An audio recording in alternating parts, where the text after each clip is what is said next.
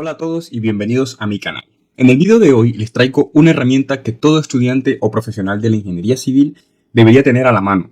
Una plantilla de Excel especialmente diseñada para realizar predimensionamientos de elementos estructurales en concreto reforzado. Si alguna vez te has preguntado cómo estimar de forma rápida y ordenada las dimensiones iniciales de vigas, columnas o losas, este video es para ti. Vamos a explorar juntos cómo funciona esta plantilla, cómo utilizarla paso a paso y qué criterios de diseño tienen en cuenta para hacer un buen predimensionamiento basado en normativa. Y lo mejor de todo, es totalmente gratuita y puedes descargarlo directamente desde el enlace que te dejo aquí en la descripción. Sin más preámbulo, vamos a ellos. Número 1. Iniciaremos con las losas aligeradas. Vale.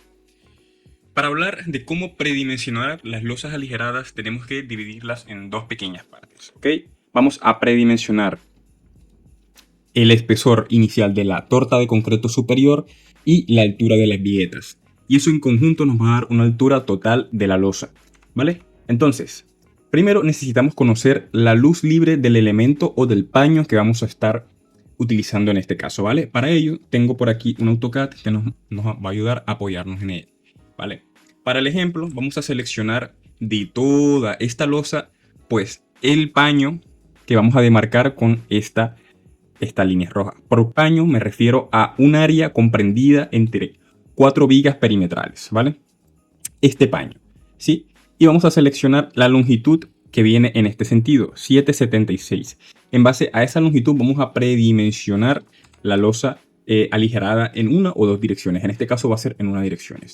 Tomamos los 7,76 metros que nos da ya y por sugerencia puedes predimensionar el espesor o en este caso H, la altura, tomando esa luz libre y dividiéndola entre 25.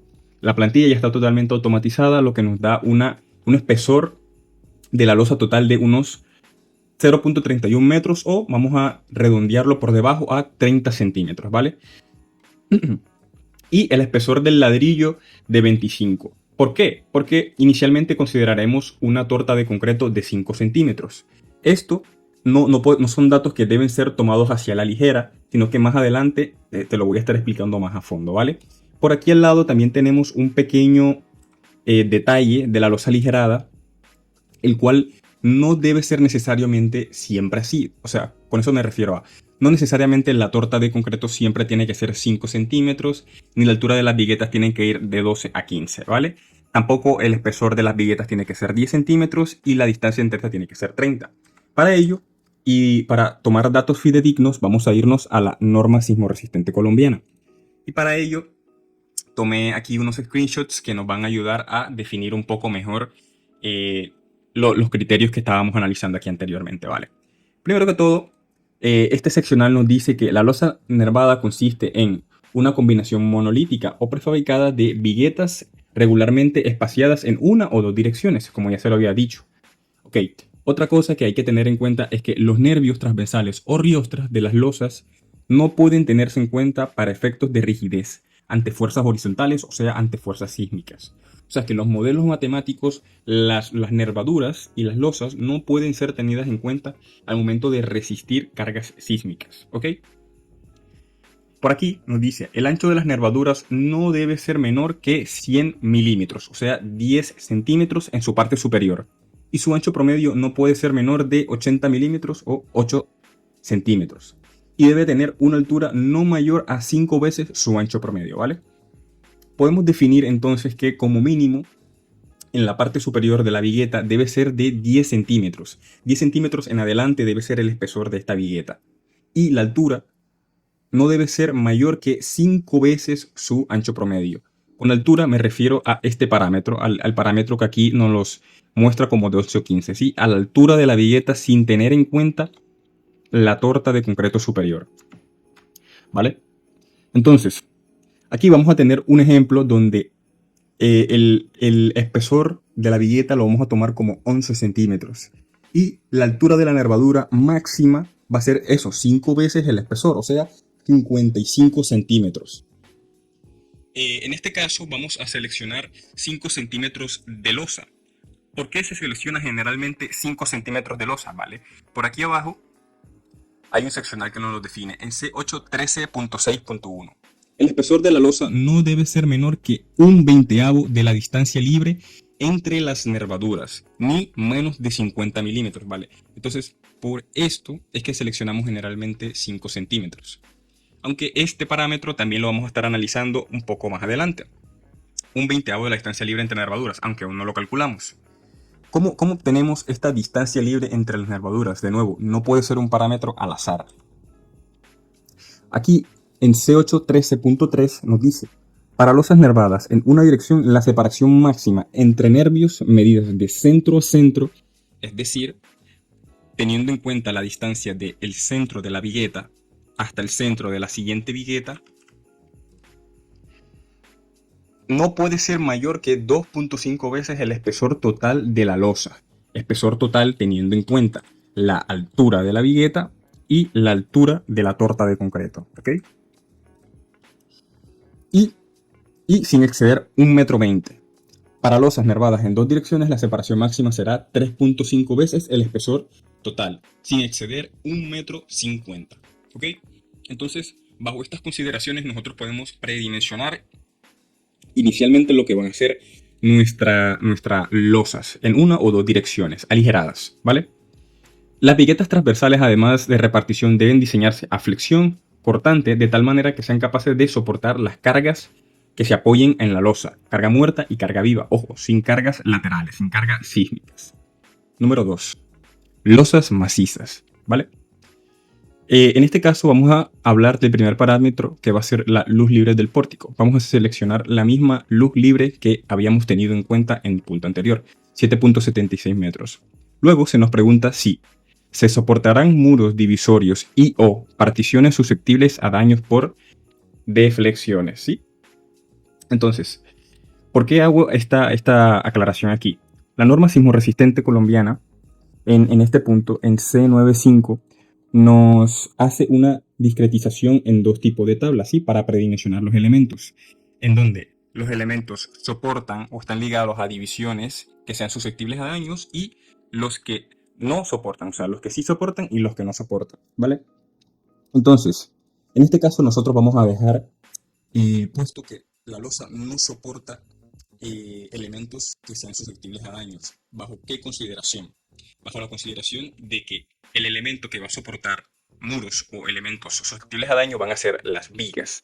¿Por qué? Porque si en caso tal dijéramos que sí, nuestra losa de concreto, como se dan cuenta, sube demasiado el peralte, ¿sí? Se vuelve demasiado rígida. Entonces nosotros queremos que, en este caso, la viga sea la responsable de que no se deflecte la losa y, por consecuencia, los muros superiores, con el objetivo de que no sufra ningún tipo de daño. Sí, pero las vigas, no la losa, ya que estaríamos entrando a un sobrecosto.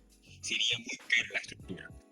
¿Vale? Entonces, la norma sismorresistente también nos hace una discretización en los tipos de apoyo, si es simplemente apoyado, con un extremo continuo, ambos extremos continuos o en voladizo. En este caso, nosotros diseñamos el escenario que sea más crítico para nosotros, ¿sí? Un escenario en voladizo generalmente suele ser el más crítico, pero en nuestro caso simplemente vamos a dejarlo con un extremo continuo para efectos de ver cómo funciona la plantilla, ¿vale? Con un extremo continuo. Eso nos da un espesor de losa estimado de 32 centímetros o 0.32 metros. También se sugiere este parámetro, que es un espesor de la losa dado por la luz libre del elemento entre 40, ¿vale? Eso es un segundo criterio que podrías utilizar al momento de predimensionar. Entonces, por acá obtendríamos el espesor definitivo de la losa, que sería una losa de concreto monolítica, en este caso sin nervadura, ¿sí? En este caso sería simplemente la sección interna. Vamos a dibujar un poco aquí internamente para que se entienda.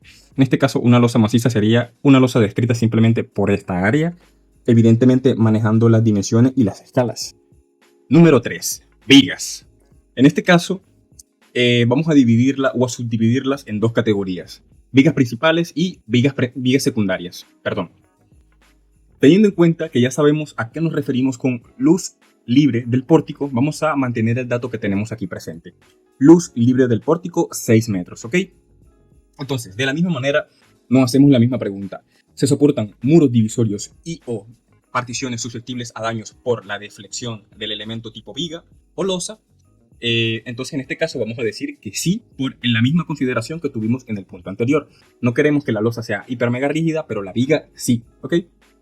Y esta tabla que aparece en C95 y en CR95 nos sirven para losas y para vigas, tal como nos dice aquí. A ver, altura o espesores mínimos de vigas no preforzadas o losas reforzadas en una dirección, ¿vale? A menos que se calculen deflexiones. A menos que se calculen deflexiones, hay que tomarlo con pinzas, ¿vale? Ingeniero, aclaración. Si puedes tomarte el tiempo de siempre realizar el cálculo de las deflexiones, es un plus en tus diseños estructurales. Entre menos incertidumbre tengas tú al respecto de los cálculos que estés ejecutando, mayor seguridad y mayor confiabilidad en tu proceso tendrás. Entonces, ejecútalas. Así el predimensionamiento te dictamine que con esta relación no es necesario calcular las deflexiones, calcúlalas. Y marca check en ese punto, en ese chequeo, para que no te ponga un contrapié en un paso siguiente, ¿ok? Entonces, teniendo en cuenta, seguimos. De la misma manera, tipo de apoyo, consideramos con extremo continuo, simplemente apoyado, ambos extremos continuos o en voladizo, tal y como nos los define esta tabla aquí, estas tablas, perdón. En este caso vamos a considerar un extremo continuo, ¿sí? Y entonces la relación que nos genera es que vamos a tener una altura, un peralte de viga de 50 centímetros, ¿vale? Entonces, como pudo haber sido cualquier otro dato, aquí tenemos un H definitivo. Un H definitivo que te permite ir escalando 5 centímetros en 5 centímetros con el objetivo de que hagas un predimensionamiento acorde. Porque, paréntesis, si por ejemplo en el peralte de la viga te salía un dato como 0.48, constructivamente no vas a poner 0.48, pondrías 0.50 o 50 centímetros, ¿ok? Entonces, la base va a ser esta relación que está aquí, o sea, el peralte de la viga entre 2 o 2 veces el peralte de la viga entre 3. Esta relación que se genera aquí en estos lados, ¿vale? Entonces, tomamos esas dos, las realizamos y las dividimos entre 2, o sea, un promedio de esas dos. Eso nos da más o menos 29.17. De nuevo, constructivamente no vamos a utilizar 29.17, utilizaremos 30 centímetros, ¿sí? Y por aquí nos dice que una base mínima debería ser de 25 centímetros para evitar cangrejeras. ¿Qué son las cangrejeras, ingeniero? Me preguntarás. Por aquí tengo unas imágenes que nos ayudarán a describir qué son las cangrejeras. Estas cangrejeras son o se dan particularmente por dos cosas. Primero, espacio insuficiente para que el concreto entre o penetre en toda la parte de la sección que está delimitada por el cerramiento, ¿sí?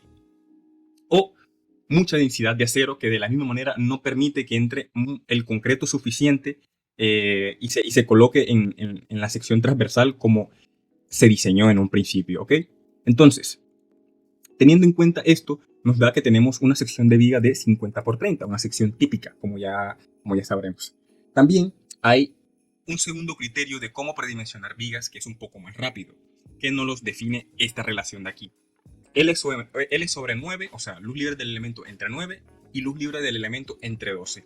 Son estos dos valores que tenemos aquí haciendo referencia a los segmentos, ¿vale? Entonces, de la misma manera, tomamos esos dos datos y los dividimos entre 2.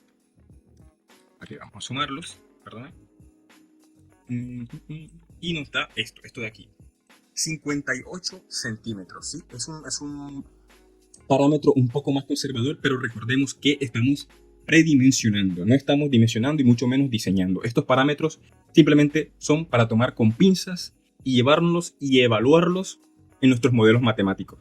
Recordemos que pueden existir varios escenarios donde nosotros vamos a diseñar.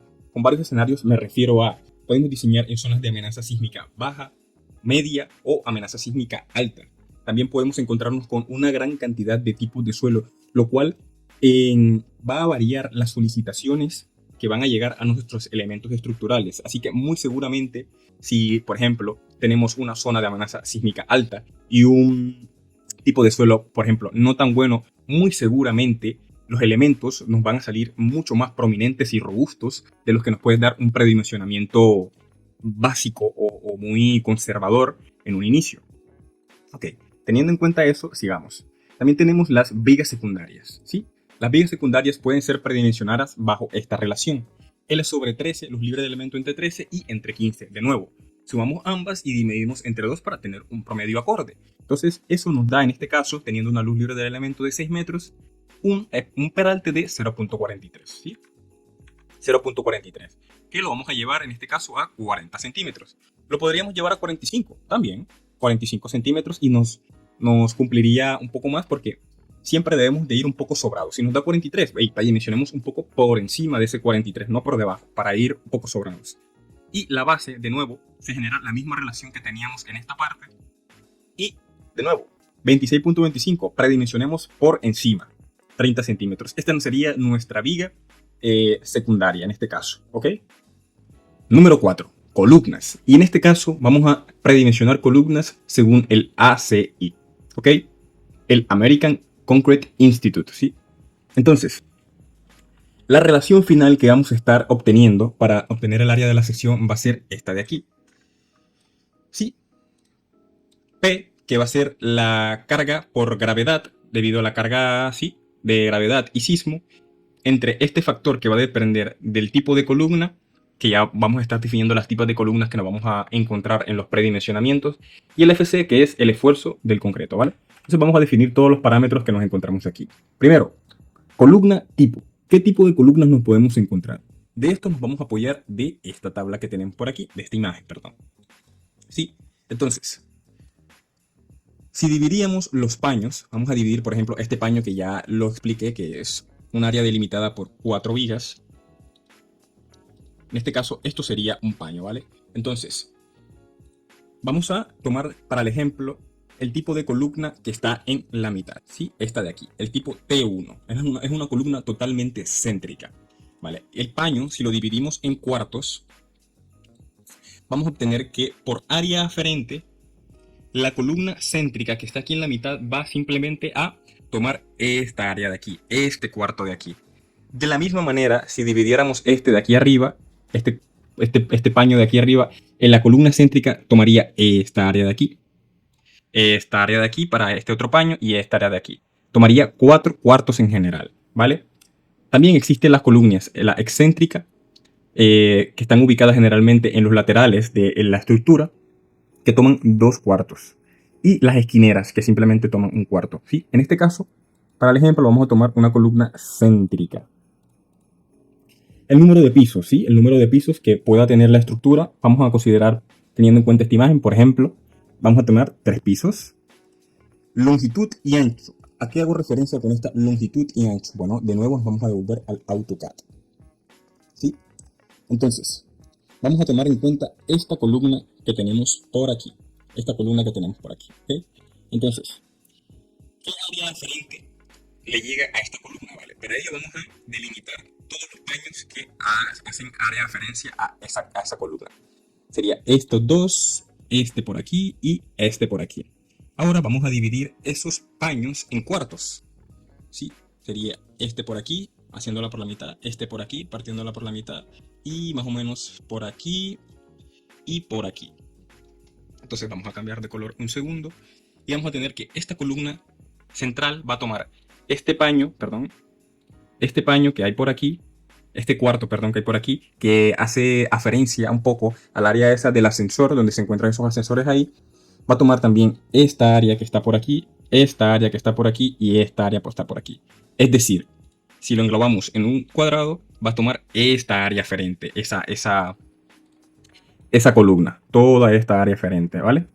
Entonces, vamos a considerar esta longitud que está aquí, que nos podemos encontrar aquí, ¿sí? ¿Cuánto es esa longitud? Vale, para ello debemos tomar, vamos a tomar en este caso esta longitud que está aquí, esta longitud que está aquí y esta longitud que está aquí. Y va a ser explícitamente la mitad de eso. Entonces sería 7.76, vamos a sacar la calculadora. Sería 7.76 más 3.30 más 5.08. Y eso lo vamos a dividir entre 2. Entonces vamos a tener, por un lado, 8.07. Eso sería en el sentido de las y, es decir, en este sentido. Ahora nos faltaría el otro sentido, en el sentido de las x, este de aquí. Para ello vamos a tomar, bueno, primero vamos a plasmar ese dato por aquí, ¿vale? La longitud la vamos a tomar de 8.07, ¿ok? Y vamos a tomar estas medidas y también la vamos a dividir entre la mitad. Primero, 8.34 más 3.13 más 4.64 y eso entre 2. Nos da 8.055, ¿ok? Entonces ese dato lo vamos a poner aquí también, 8.055. Esto nos da un área tributaria que se calcula de manera automática. Ahora, FC, esfuerzo especificado del concreto a la compresión. En este caso vamos a tomar 280 kilogramos centímetros cuadrados simplemente por efectos de cálculo. Ahora, factor N. El factor N nos lo establece la norma ACI en esta tablita que está por aquí y nos dice que es el valor que depende del tipo de columna y se obtiene de la tabla B.2, que es esta que está aquí. La plantilla ya lo tiene de forma automatizada y tú al definir el tipo de columna ya vas a tener en cuenta el factor N, el peso de la gravedad y el peso de servicio. El peso G va a ser el debido a la gravedad y el P solo va a ser el debido a la carga de sismo. Entonces, el área de la sección va a ser arrojada por medio de la relación que ya las había establecido al principio. Esa área nos da de 2553, ¿vale? Por aquí hay una nota, vamos a ver qué nos dice. Es el área de rigidez requerido de la columna y puede ser una columna rectangular, circular u otros. ¿Ok?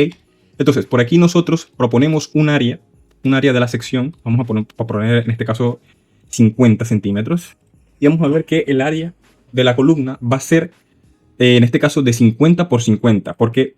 Porque de manera automática te propone el otro lado de la columna. Si ponemos en este caso 35, el otro lado se va a 73, ¿sí? Para que puedas tener en cuenta el área total de la sección que te arroja por predimensionamiento.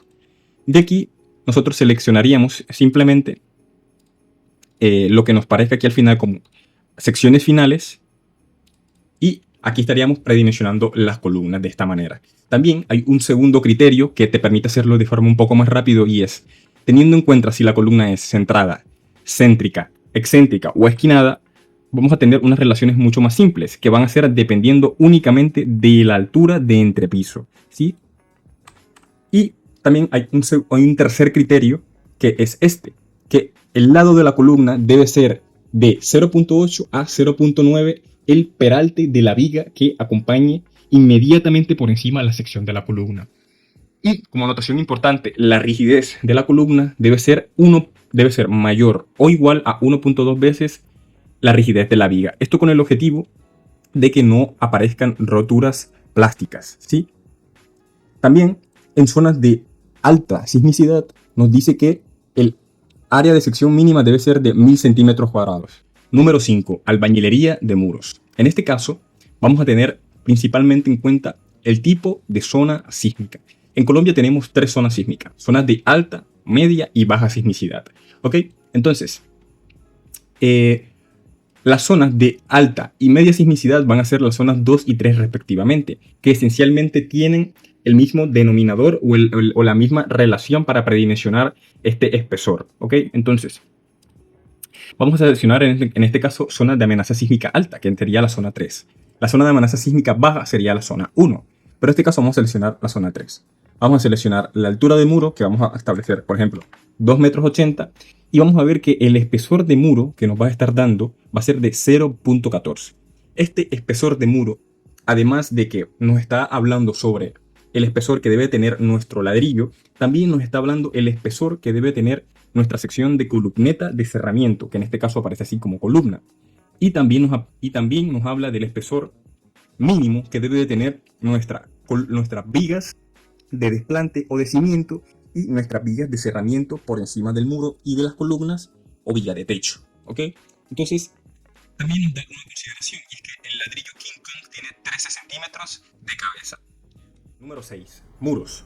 En este caso, se nos plantean estas relaciones que nos van a estar girando alrededor de los cortantes basales. Con cortantes basales nos hacemos referencia al cortante debido a la carga sísmica de nuestra estructura, debido a la carga sísmica y obviamente también al peso propio, porque es consecuencia de este. Ok, entonces, aquí tenemos en cuenta el concreto, el tipo de concreto, la resistencia especificada a la compresión. Vamos a considerar 280 kilogramos centímetro cuadrado y vamos a obtener el cortante basal, en este caso simplemente de X. Para ello nos vamos a nuestro modelo matemático y nos vamos aquí a mostrar tablas, ¿sí? Y obtenemos los valores del cortante basal en la dirección X o Y. En este caso nos da de 52.377, ¿vale? Entonces colocamos aquí 52.377, ¿vale? Y determinamos el espesor de la placa o muro portante de concreto armado. En este caso hay una nota que nos dice: debemos asumir viendo el criterio de la construcción, ¿sí? Este criterio del espesor vamos a tenerlo en cuenta según lo que nos diga el arquitecto o el responsable de la edificación en este sentido. Entonces vamos a seleccionar en este caso, por ejemplo, 30 centímetros. Y nos dice que la longitud de la placa en la dirección X para resistir el cortante basal de 52.377 kilogramos con un concreto de 280 va a ser de 289 centímetros o casi 3 metros. De la misma manera sería para la longitud Y, pero obviamos que se hace de la misma manera y continuamos con el siguiente paso. Por último tenemos las zapatas. Número 7. ¿Vale? En este caso vamos a optar por hallar un área de zapata. ¿Sí? El área de la zapata. En este caso vamos a tener el peso de servicio. ¿Cuál es el peso de servicio? El peso que nos da sumando la carga muerta y la carga viva. Si nos vamos por aquí a este modelo matemático y por ejemplo extraemos, vamos a tener en cuenta el caso, por ejemplo, carga viva más carga muerta, y mostramos la carga axial que nos están llegando a las columnas. Vamos a poner por aquí que nos muestre los valores y también el diagrama para ver alguito. Y vamos a ver que estas centrales son las que más demanda nos están pidiendo. Y vemos que la carga de servicio van a ser unas 27.778 kilogramos o unas 27.8 toneladas. En este caso vamos a poner aquí 27.8 toneladas, ¿vale? La capacidad admisible del suelo. ¿Qué nos dice por aquí? La capacidad portante del suelo viene de los estudios mecánicos que te da o te brinda el geotecnista en sus estudios de suelo. Un insumo que, así como el estudio arquitectónico, son los primeros que nos llegan a los diseñadores estructurales a la hora de iniciar un proceso de diseño. De la misma manera, seleccionamos un tipo de suelo. ¿Ante qué tipo de suelo estamos? Vale, tenemos roca dura, muy rígido, intermedio o blando flexible. En este caso vamos a quedarnos con un suelo muy rígido. Y este valor de K es un valor asociado a eso, al tipo de suelo. Entonces nos da de 0.9. Y el área de la zapata, por medio de esta relación que se genera acá arriba, nos sale de 2.059. ¿Ok? Entonces, obteniendo la raíz de este dato, podemos obtener el área, que aquí se nos demuestra como B y L de la zapata. Entonces, estas áreas van a ser simplemente cada uno de los lados que va a tener nuestra zapata. Y debemos tener en cuenta la geometría de la zapata. Por ejemplo, si es una zapata esquinera, va a ser de esta manera. Si es una zapata lateral, va a ser una zapata más bien rectangular, porque la disposición de la columna va a estar más achatada a un lado. Y si es una columna o zapata céntrica, va a ser de esta manera, como está en la parte izquierda. Entonces, aquí finalmente plantearíamos nuestros lados finales, que pueden ser esencialmente, por ejemplo, 1.5 y 1.5, y la altura de la zapata va a estar dado de manera automática por aquí, por medio de unas relaciones que ya tenemos aquí en estas tablitas, ¿ok? Entonces, se nos genera de manera automática que un espesor acorde para esta zapata puede ser de 0.40 metros, o sea, 40 centímetros. Y hay una notica que nos dice: comprobar por funcionamiento en caso de suelo sea blando o flexible. Se debería colocar una viga de cimentación para así evitar asentamientos diferenciales. También por aquí hay un segundo criterio para elegir el espesor de la zapata, y es que en varios libros de referencia a la hora de dimensionar zapatas se nos dice que una buena forma de dimensionar este espesor es simplemente tomando la mayor dimensión de la zapata y dividiéndola entre 5. Así obtendríamos un buen espesor para la zapata. Y eso sería todo.